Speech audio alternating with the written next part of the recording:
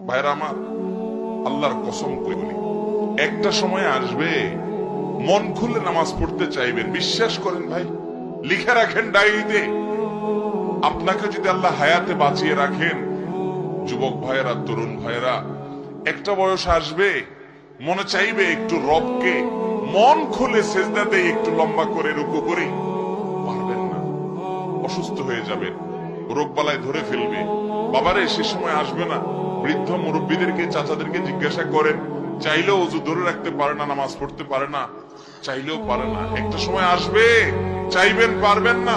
নামাজটাকে সুন্দর করেন, সময় মতো পড়েন, অনেক রাকাত নামাজ পড়বেন, নফল নামাজ পড়বেন। এটার চেয়ে উত্তম হলো ফরজটা পড়লেন, মূল সুন্নত গুলাই পড়লেন, কিন্তু ধীরস্থিরতার সাথে পড়লেন।